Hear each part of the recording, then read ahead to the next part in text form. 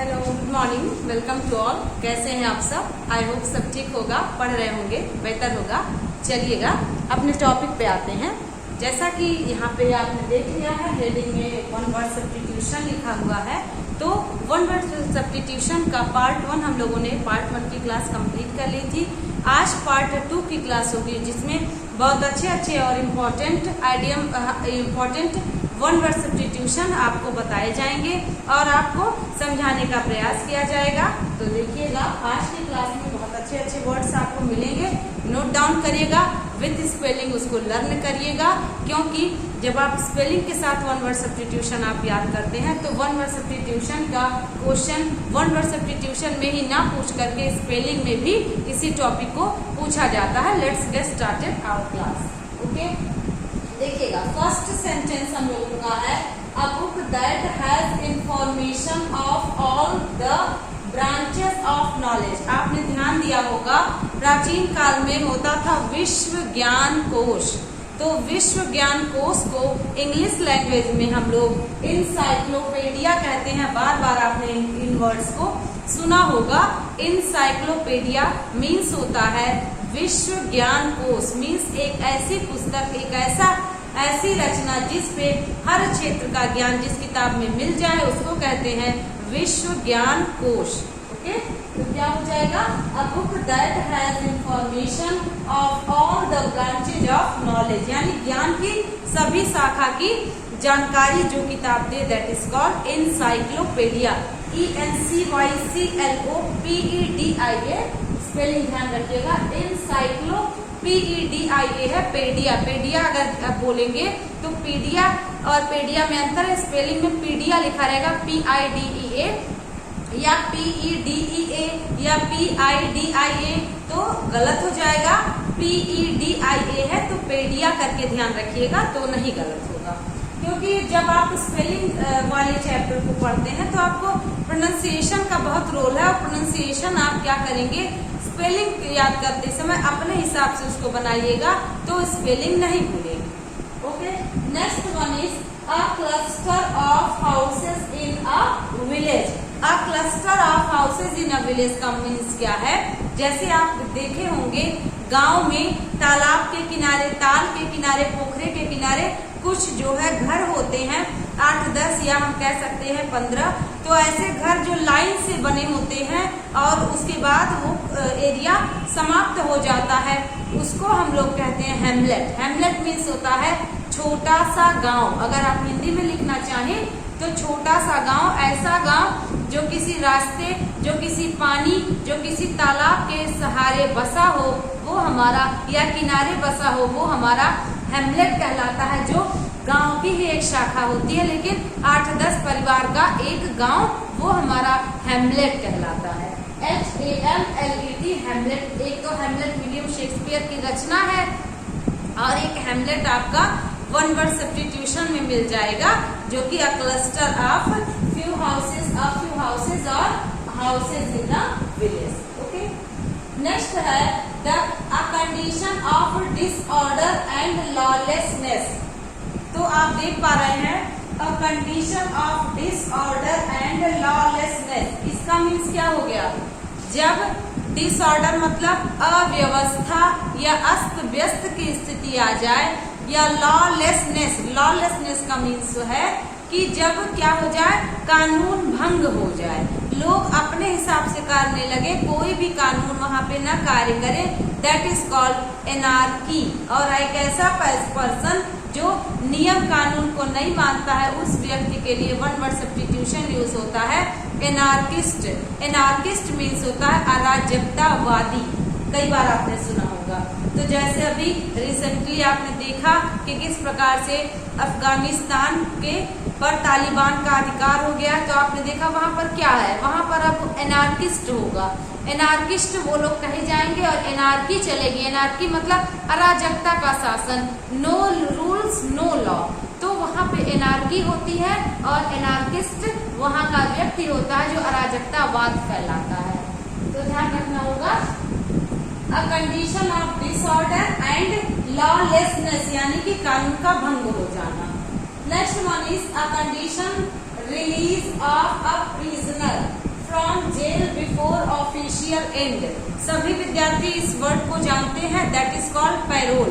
आपने देखा है एक वर्ड यूज होता है बेल। बेल का मीन्स होता है जमानत, लेकिन आपको ऑप्शन में बेल भी मिलेगा, बैरेट भी मिलेगा, ठीक है। लेकिन आप क्या समझेंगे, आपको समझना होगा जब सशर्त जमानत होती है किसी के कोई उस व्यक्ति का गारंटर बने, उस व्यक्ति के गारंटर बनने पर कुछ निश्चित समय के लिए जब किसी को रिलीज किया जाता है जेल से, उसकी सजा नहीं समाप्त होती है। सशर्त जमानत, जैसे बेटे की शादी हो गई या कुछ इम्पोर्टेंट वर्क ऐसा हो गया जहां उसको पहुंचना अनिवार्य है, तो एक निश्चित ड्यूरेशन के लिए उस व्यक्ति को पैरोल पर रिहा किया जाता है या पैरोल पर जमानत मिलती है। तो आपको बेल भी ऑप्शन में मिलेगा। तो बेल मतलब जमानत, लेकिन सशर्त बेल मीन्स किसी व्यक्ति के गारंटर के होने पर उसको पैरोल पर जमानत मिलती है, तो उसको पैरोल कहते हैं। उसके बाद उसको हाजिर होना पड़ता है, अगर वो नहीं हाजिर हुआ, फ्यूजिटिव हो गया, तो जो व्यक्ति गारंटी लिया रहेगा वो जिम्मेदार होगा, ठीक ना। तो यहाँ पे देखिए condition release of prisoner from jail before official end, तो पैरोल कहा जाता है उसको। Next one is a country ruled by two countries. एक देश पर दो देशों का शासन, तो क्या हो जाएगा कंडोमिनियम, ठीक है। डोमिनियम स्टेट हमारा इंडिया बना था जब आजाद हुआ था, तो कंडोमिनियम मतलब होता है कि दो देशों का शासन, हिंदी में कह सकते हैं, या हम कह सकते हैं rules bye two countries, okay.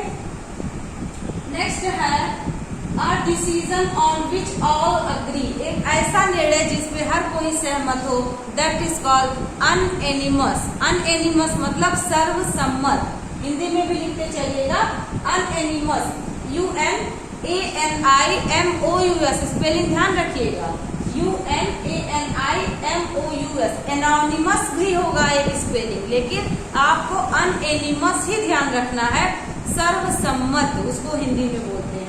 मतलब एक ऐसा डिसीजन जिसमें सभी लोग सहमत हो जाएं। Festive curly dramatic performances means ऐसा परफॉर्मेंस जो मात्र हंसाने के लिए, मस्ती के लिए किया जाए, उसको हम लोग क्या बोलते हैं, एक निश्चित फेस्टिवल के लिए किया जाए तो उसको हम लोग मास्क बोलते हैं, MASQUE, मास्क। जो विद्यार्थी इंग्लिश लिटरेचर पढ़ते हैं उनको ये वर्ड जरूर मालूम होना चाहिए, क्योंकि मास्क जॉन मिल्टन की रचना कोमस मास्क है, और अगर आप देखेंगे तो विलियम शेक्सपियर की रचना है मास्क, जिसमें मास्क का जिक्र है, रोमियो एंड जूलियट है, मिडसमर नाइट्स ड्रीम है, मर्चेंट ऑफ वेनिस है, तो उसमें मास्क का जिक्र है। तो मास्क मतलब होता है मुखौटा पहन के कोई परफॉर्मेंस करना, तो मास्क कहलाता है। वो मुखौटा इंसान का, एनिमल का या किसी कार्टून का भी हो सकता है, तो वो मुखौटे वाले परफॉर्मेंस को हम लोग मास्क कहते हैं, ठीक ना। किसी भी वर्ड को जब डीपली जाकर के आप अध्ययन करेंगे, डीपली उसको समझेंगे, तो आप कभी नहीं भूलेंगे। इसलिए आपको मैं ऐसा समझाने का प्रयास करती हूँ कि आपके दिमाग में एक निश्चित स्थान पर फीड हो जाए और आप ना भूलें। अगर भूलते भी हैं तो आपको ऑप्शन देख करके याद आ जाए कि हाँ ये ऐसे मैंने सीखा था। इसलिए मैं बहुत डिटेल समझाने का प्रयास करती हूँ ताकि आपको समझ आए। नेक्स्ट सेंटेंस है a festival of the 100th, ध्यान रखिएगा, एनिवर्सरी। सेंचुरी आपने पढ़ा है, तो सेंचुरी मीन्स क्या होता है, शतक। वैसे जब क्या कहा जाता है, कोई ऐसा त्योहार जो 100 सालों पर मनाया जाता है, 100 साल पूरा होने पर, तो हम लोग शताब्दी कहते हैं या हम लोग उसको सेंचुरी कहते हैं। तो जब कह सकते हैं वर्षगांठ, एनिवर्सरी को, तो जब 100वीं वर्षगांठ मनाई जाती है तो उसको कहते हैं शताब्दी या शतक, तो हो जाएगा सेंटेनरी। ध्यान रखिएगा, देखिए सेंचुरी होता है ना 100, तो सेंटेनरी, CENTENARY, स्पेलिंग भी ध्यान रखना होगा। नेक्स्ट है अ गर्ल हू फ्लर्ट्स, एक ऐसी लड़की जो सिर्फ मस्ती करती है, मजाक करती है, सबसे सीरियसली कोई वर्क नहीं करती, दैट इज कॉल्ड कोक्यूटी। ध्यान रखिएगा, COQUETTE, तो कोक्यूटी उसको पढ़ते हैं, मतलब एक ऐसी लड़की जो मस्ती मजाक के लिए सिर्फ दोस्ती करे, not for serious task. a group that consists of different types of things or people. अलग अलग लोगों का ग्रुप जिसमें अलग अलग लोग हों उसको हम लोग क्या कहते हैं? स्पेलिंग भी ध्यान रखिएगा। हेट्रोजीनियस की स्पेलिंग HETEROGENEOUS। आमतौर पे आप NIOUS याद कर लेंगे, लेकिन ध्यान रखना है HETERO। उसके बाद लिखिएगा HETEROGENEOUS। ऐसे होमोजीनियस का भी होता है HOMOGENEOUS। होमोजीनियस और वैसे जीनियस अगर आपसे कहा जाए तो आपके दिमाग में ये स्पेलिंग चलती है GENIUS, लेकिन यहाँ पर ये स्पेलिंग नहीं जीनियस की लानी है। Heterogeneous, homogeneous. तो हेट्रोजीनियस में ध्यान रखना होगा डिफरेंट टाइप्स ऑफ थिंग और पीपल। अलग अलग प्रकार के लोग या अलग अलग प्रकार की चीजें हो तो हेट्रोजीनियस कहलाएगा। लेकिन यदि एक प्रकार की चीजें हो, देखिएगा a group that contains elements of the same type हो तो होमोजीनियस और डिफरेंट टाइप्स हो तो हेट्रोजीनियस। ओके, दोनों की स्पेलिंग ध्यान रखिएगा। नेक्स्ट है अ लेडीज पर्स। लेडीज पर्स मतलब लेडीज के पर्स को क्या बोलते हैं? तो महिलाओं के पर्स को हम लोग रेटिक्यूल बोलते हैं। ठीक है, जैसे आपने देखा होगा कि किसी सामान के लिए पर्टिकुलर वर्ड यूज होता है। जैसे हमने आपको बताया था कि अगर लेडीज पर्स की बात हो तो रेटिक्यूल बोलते हैं, और उसी प्रकार से अगर लेडीज अम्ब्रेला की बात हो तो पार्सल बोलते हैं, पैरासोल बोलते हैं, पैरासोल बोलते हैं उसको। जैसे अगर पक्षी एक स्थान पे रहें तो उसको अवियरी बोलते हैं, बीज रहें तो अपियरी बोलते हैं, डॉग्स रहें तो कैनल बोलते हैं, क्लॉथ्स रखे जाए तो वार्डरोब बोलते हैं। वैसे ही ध्यान रखना होगा अ लेडीज पर्स, एक लेडी के पर्स को रेटिक्यूल बोलते हैं। A ladies umbrella is called parasol. ध्यान रखिएगा, reticule ladies purse, parasol ladies umbrella. Okay, तो इन दोनों वर्ड्स को ध्यान रखना होगा, बार बार एग्जाम में आता है। Next one is a lover of books. क्या समझना है? मैंने आपको लास्ट क्लास में बताया था कि फाइल अगर कहीं लिखा हो या फिलो लिखा हो तो वो हमेशा लव को बताता है। मिजो लिखा हो या मिस लिखा हो तो वो हमेशा हेट को बताता है। उसी प्रकार से ये वर्ड आपको मिला है। तो बिब्लियोफाइल मतलब बिब्लियो ग्रीक भाषा में कहते हैं बुक को, और फाइल मतलब होता है प्रेम करने वाला, पसंद करने वाला। तो अ लवर ऑफ बुक्स या a person who fond of studying और रीडिंग और राइटिंग वो कहलाएगा बिब्लियोफाइल। मतलब अ लवर ऑफ बुक्स यानी बिब्लियोफाइल मतलब किताबों का प्रेमी। बुकवर्म भी आपने पढ़ा होगा, किताबी कीड़ा। तो बुकवर्म बिब्लियोफाइल। बिब्लियोफाइल की स्पेलिंग भी एग्जाम में पूछी गई है, BIBLIOPHIL। ध्यान रखिएगा, BIBLIOPHIL। बाइबिल आपको ध्यान है ना, बाइबिल से बिब्लियोफाइल ध्यान रखिएगा। BIBLI नहीं, BIBLI। उसके बाद बिब्लियोPHIL फाइल। ठीक है, FIL फाइल मत ध्यान रखिएगा। Next sentence is a lover of food and drinks. एक ऐसा व्यक्ति जो खाने का शौकीन हो, दैट इज कॉल्ड गवर्नमेंट और ग्लूटन। ग्लूटन वर्ड तो सभी विद्यार्थी परिचित होंगे। पेटू, खब्बू कहते हैं ना कि बहुत पेटू है, तो ग्लूटन वर्ड जो है कॉमनली आपको मिल जाता है GLUTTUN। और गवर्नमेंट GOURMET मीन्स भी होता है। पेटू मतलब a person who eats too much और a person lover of food और ड्रिंक्स।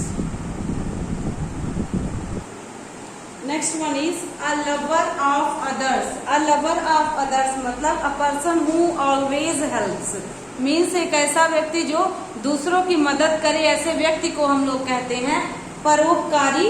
मीन्स अल्ट्रिस्ट। अल्ट्रिस्ट मीन्स होता है परोपकारी। A person who always helps others, और we can say a lover of others, that person is called altruist. ALTURIST spelling ध्यान रखिएगा, अल्ट्रिस्ट की double L नहीं है।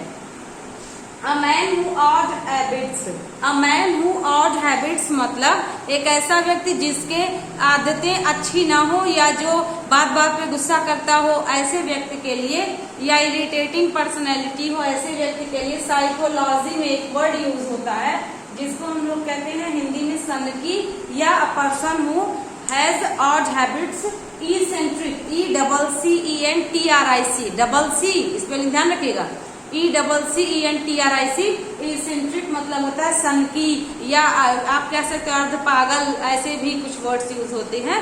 तो मतलब कोई भी व्यक्ति जो गुस्सा कर जाए, अनायास हंसने लगे, किसी के साथ कुछ भी रिएक्ट कर दे, ऐसे व्यक्ति के लिए eccentric वर्ड यूज होता है। Next one is a man who dances to the tune of his wife, ये बहुत इंपॉर्टेंट वर्ड है, स्पेलिंग ध्यान रखिएगा, हैंडपेक्ड, HENPECED है, PECKED, हैंडपेक्ड मतलब होता है एक ऐसा हस्बैंड, ये हस्बैंड वाइफ के लिए यूज होने वाला वर्ड है, एक ऐसा हस्बैंड जो अपनी पत्नी के इशारों पे नाचता हो, या अपनी पत्नी के कहने पर ही कोई कार्य करता हो, या अपनी पत्नी की डांट खाता हो। किसी भी बुक में किसी भी प्रकार से लिखा जा सकता है कि अ person who is scold by his wife, मतलब अपनी पत्नी के द्वारा डांट खाता हो, तो इसको हम लोग कहते हैं हैंडपेक्ड।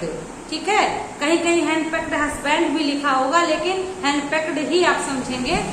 तो मतलब जो अपनी पत्नी के इशारों पे नाचता हो या अपनी पत्नी की बातें मानता हो, हाँ में हाँ मिलाता हो, ऐसे पर्सन के लिए हैंडपेक्ड वर्ड यूज होता है। और एक और वर्ड है, जैसा कि आप यहाँ देख पा रहे हैं, ये हमने बताया था, ठीक ना, क्या है, अमेज़न। आपको बताया था a person whose habits is masculine या like men, तो इस ऐसे व्यक्ति को हम लोग कहेंगे अमेज़न। अमेज़न मीन्स होता है कि पुरुषों जैसे आदतों वाली महिला, मैस्कुलिन यानी बायोलॉजिकल वो महिला हो, लेकिन वो अपनी आदतों से, अपने एक्टिविटीज से, अपने उठने बैठने के ढंग से, बातों से, क्रियाकलापों से वह पुरुषों जैसा बर्ताव करे, that person is called Amazon, AMAZON। Next one is a nation engaged in war, एक ऐसा नेशन जो हमेशा युद्धरत रहता हो, जो हमेशा युद्ध में एंगेज रहता हो, उसके लिए वन वर्ड यूज होता है बेलिंगरेंट। बेलिंगरेंट मीन्स होता है लड़ाकू देश। ऐसे अगर वो अ person who always fights, a person who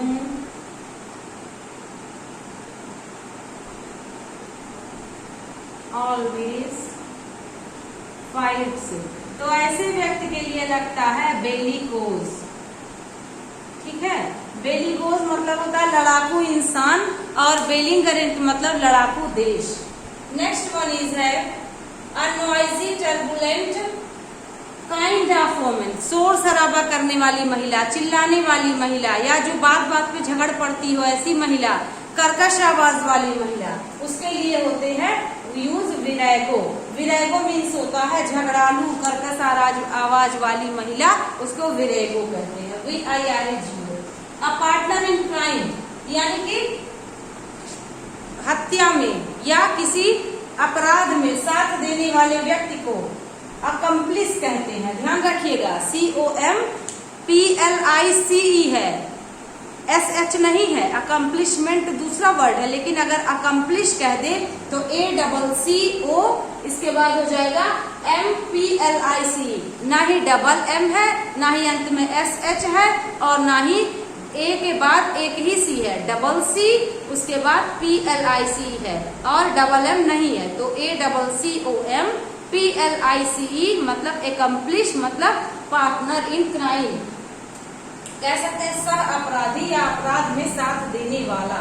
next one is a period of 1000 years. 1000 year को क्या कहते हैं, मिलेनियम। स्पेलिंग ध्यान रखिएगा, मिलेनियम हो गया, मिलेनियर हो गया, मिलेनियर की भी स्पेलिंग बार बार आती है एग्जाम में,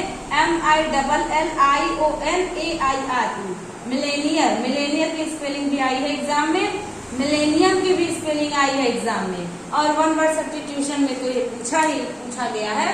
तो अ पीरियड ऑफ 1000 ईयर्स यानी 1000 वर्षों के उपलक्ष्य जो आता है समय, उसको हम लोग कहते हैं मिलेनियम, ज्योग्राफिकल लैंग्वेज में या मैथमेटिकल लैंग्वेज में। अ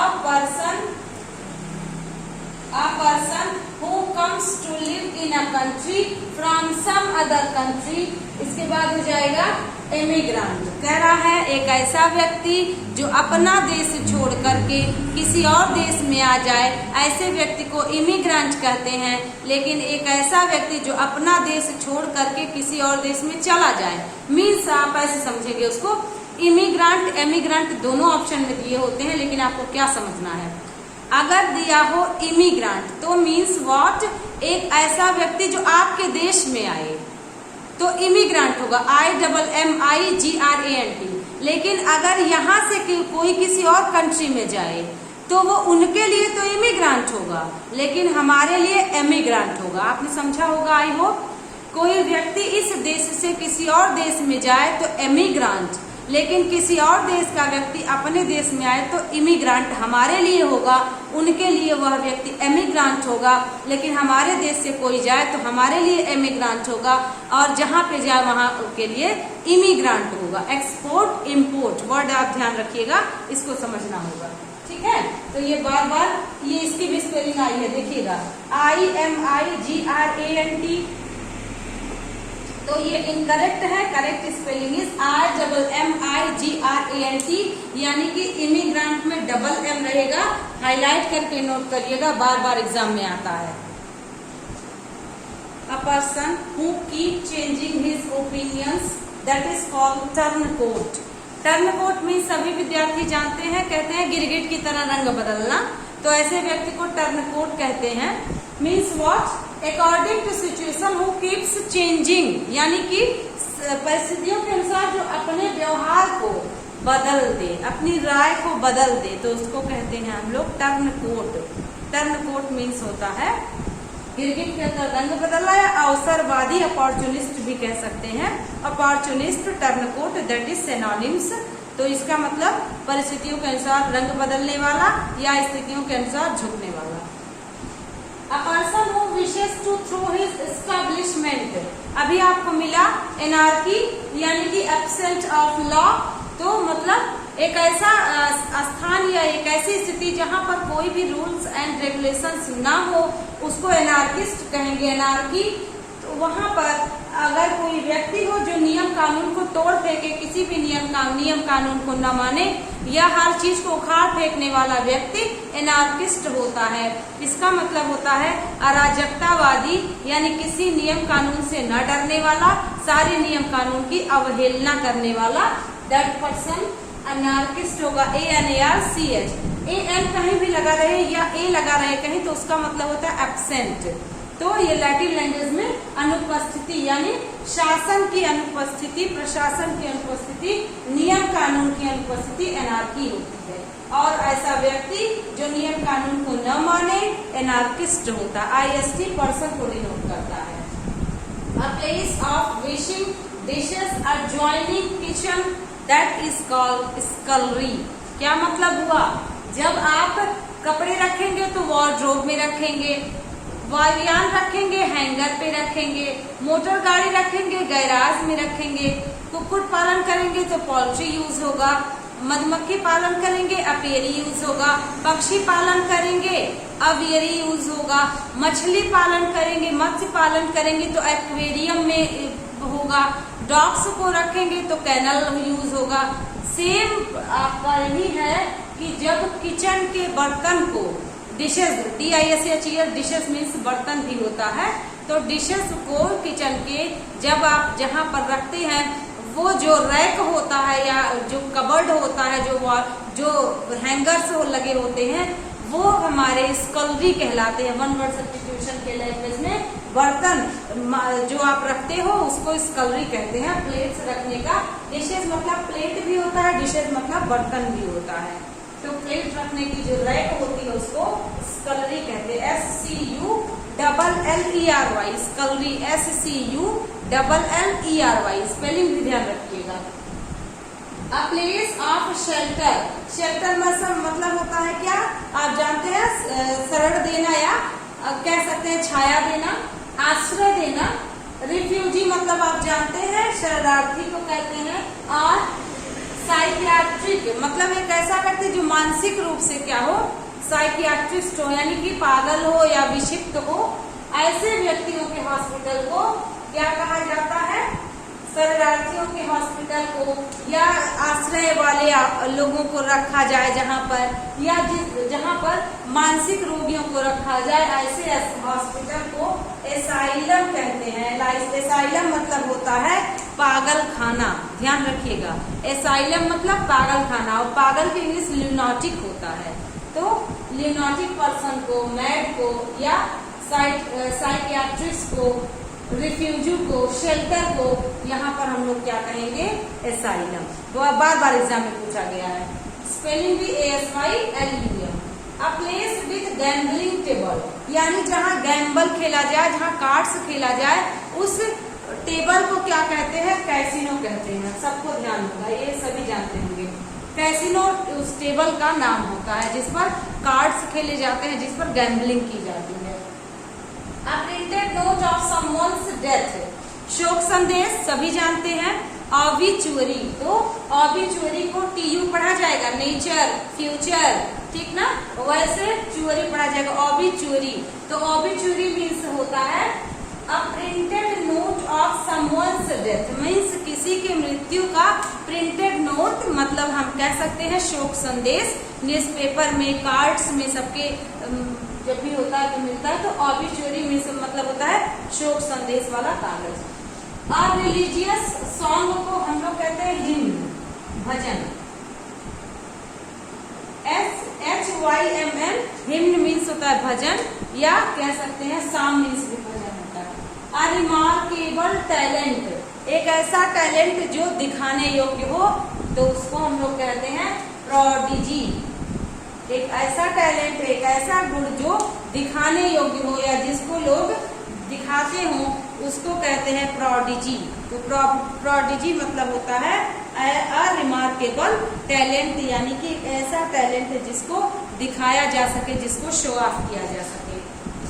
नेक्स्ट है अ room for the display of works of art, सभी जानते हैं गैलरी, जहाँ पर फोटो को, जहाँ पर कला को, जहाँ पर पेंटिंग्स को रखी जाती है, उसको गैलरी कहते हैं। A short but amusing story बताई गई है आपको, एनेक्डोट कहलाती है।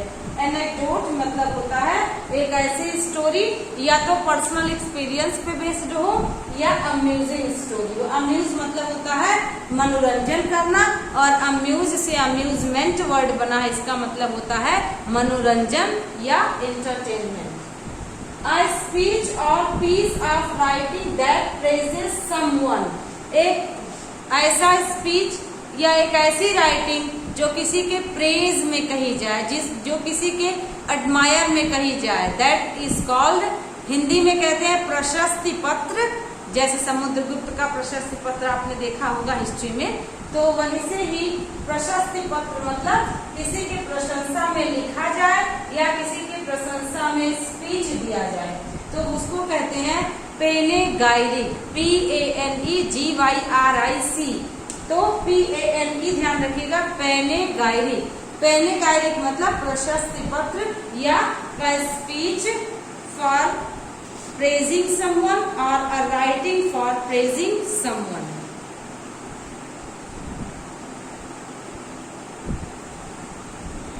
A war of religion, war of religion को कहते हैं धर्म युद्ध। तो इसको वन वर्ड सब्स्टिट्यूशन के लैंग्वेज में क्रूसेड कहा जाता है। क्रूसेड का मीन्स होता है धर्म युद्ध, CRUSADE। जैसे असेंबली ऑफ रिलीजियस पीपल, तो उसके लिए कांग्रेगेशन वर्ड यूज होता था। उसी प्रकार से जब धर्म का युद्ध हो तो उसको कहते हैं war of religion, crusade. Next है a women who has never married, एक ऐसी महिला जो कभी भी शादी ना करे, उसको स्पिंस्टर कहते हैं।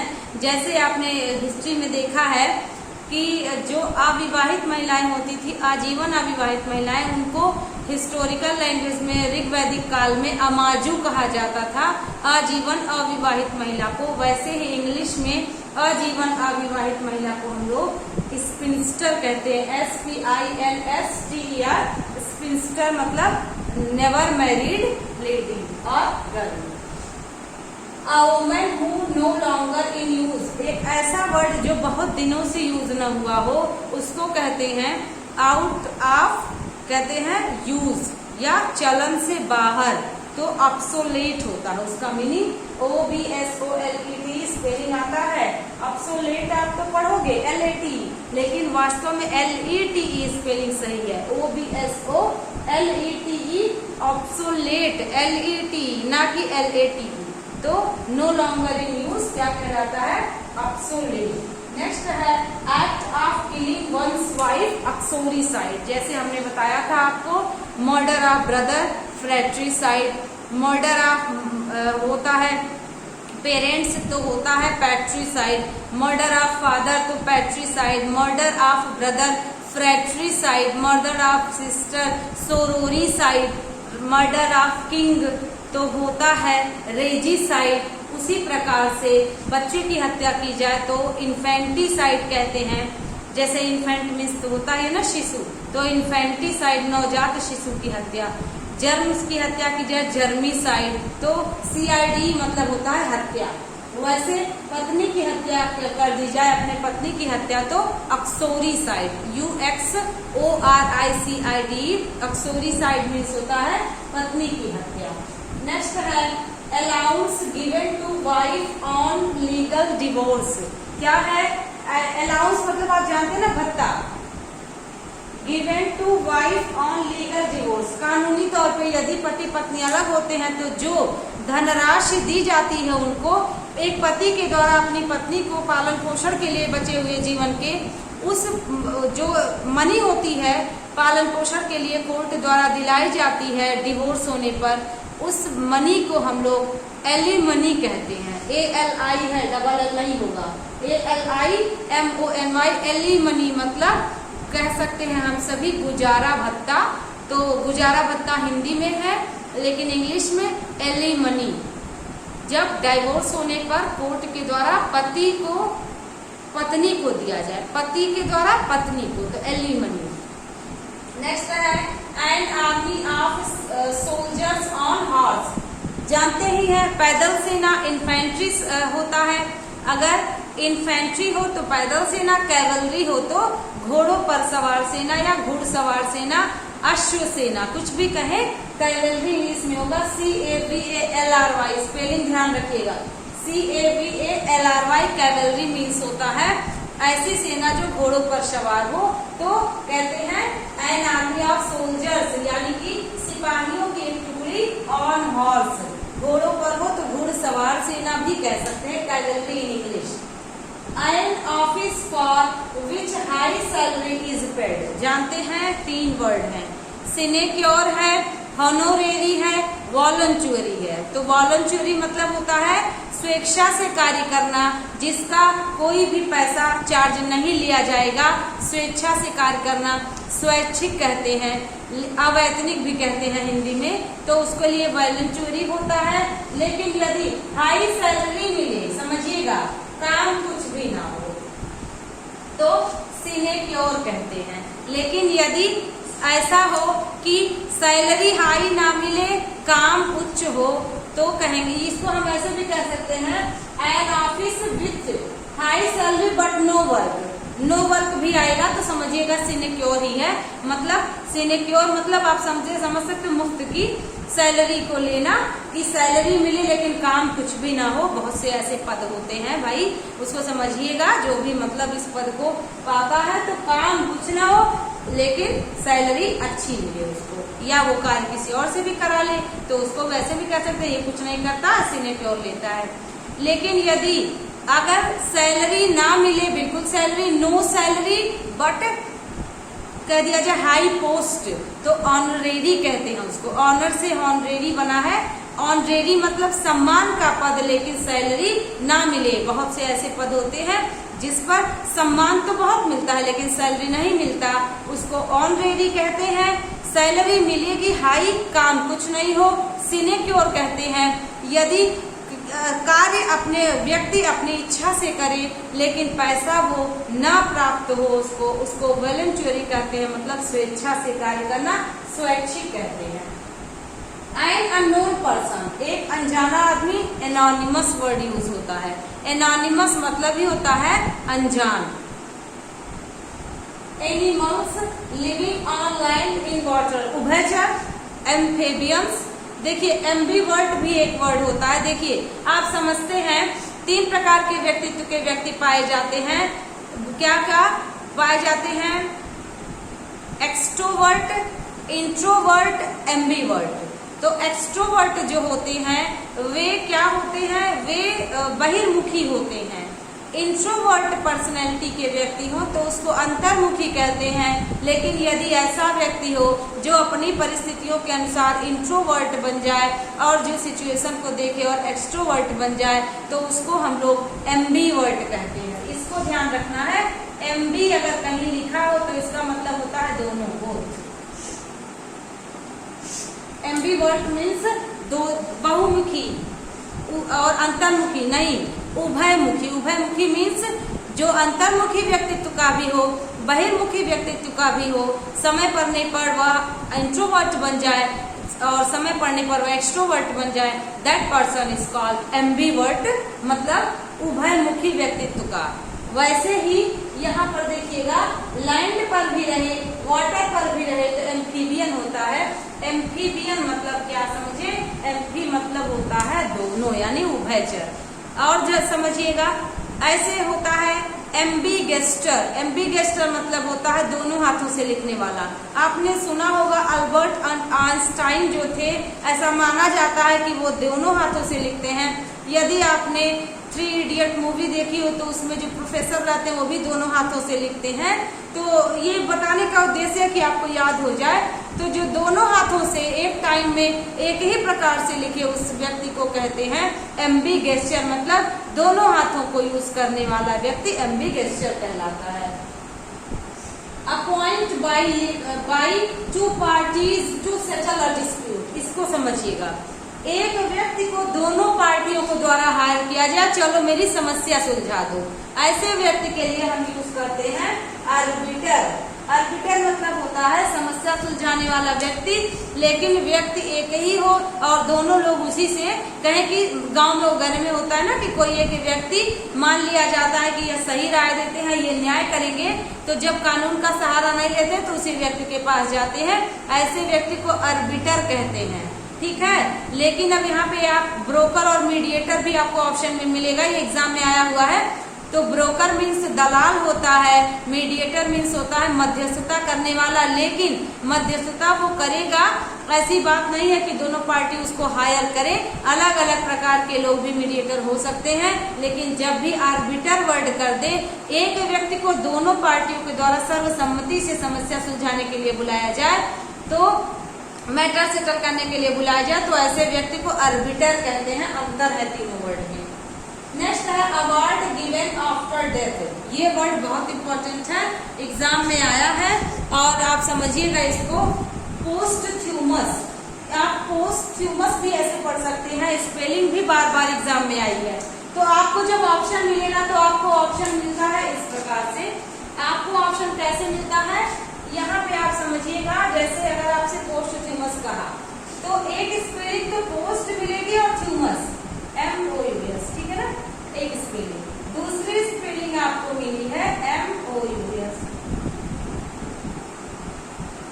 और दूसरी इस प्रकार से।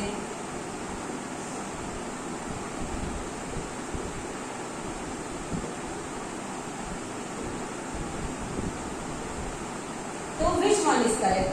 जब आप देखिए पोस्ट लिखते हैं तो एक स्पेलिंग ये लिखते हैं, और अगर आप कुछ जोड़ेंगे तो आप सोचेंगे कि हाँ T डबल हो जाएगा, लेकिन नहीं।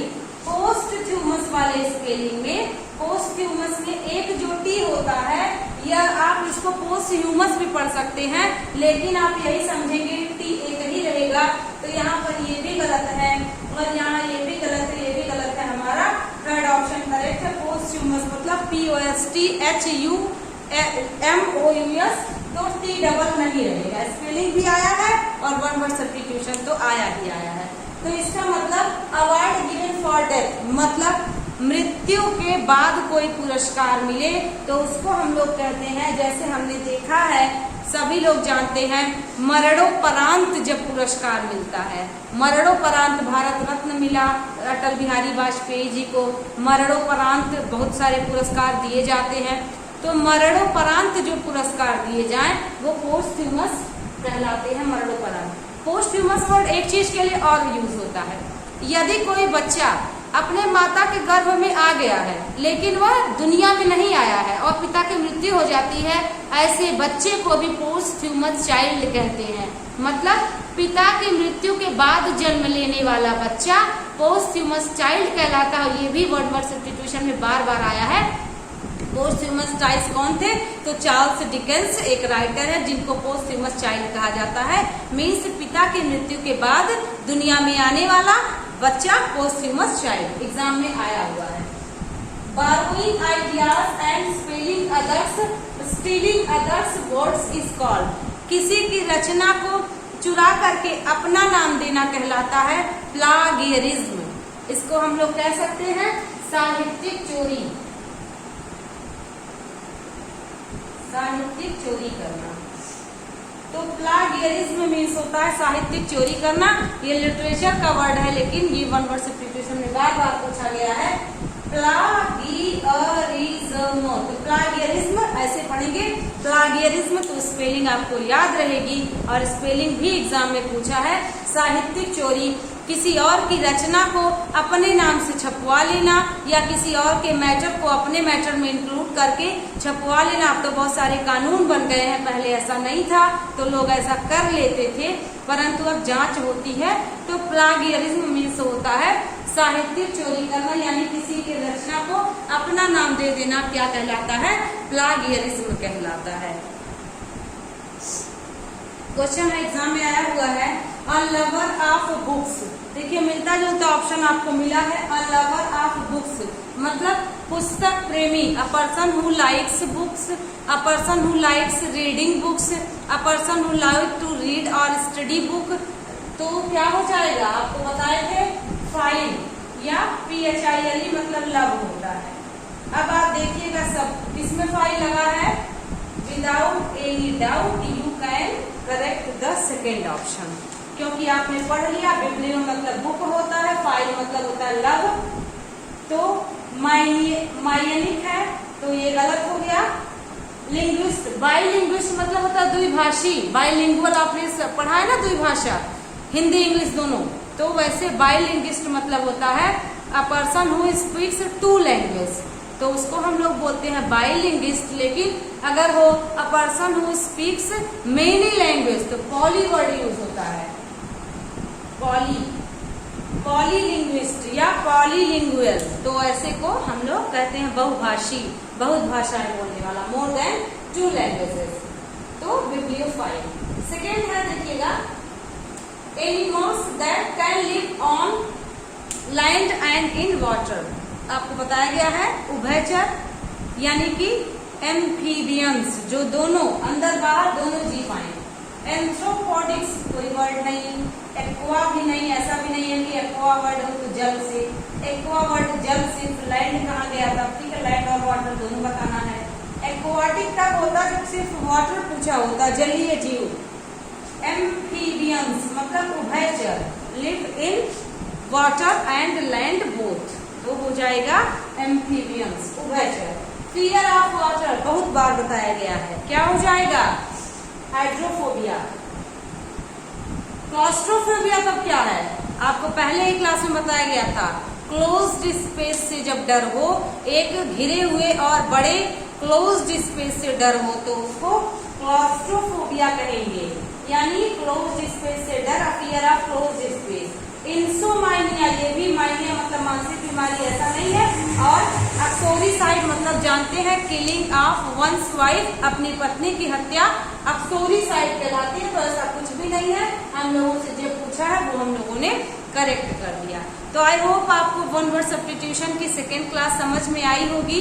अच्छे अच्छे और इम्पोर्टेंट वर्ड्स आपको मिल रहे हैं जो एग्जाम में आए हुए हैं, और उसी एग्जाम के में आए हुए वर्ड्स को और कुछ और नए वर्ड्स आपको दिए जा रहे हैं इन वर्ड्स को लर्न करके बड़े बड़े विद्यार्थियों ने सफलता पाई है, तो आप भी पाएंगे।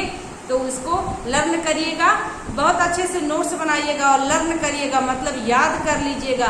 बिना याद किए आप भूल जाएंगे, इट हैपन्स मेनी टाइम, तो भूल जाएंगे आप और फिर आपके मार्क्स कट जाएंगे। तो आज की क्लास बहुत अच्छी आपको लगी होगी, तो ठीक है। Thank you for watching my class.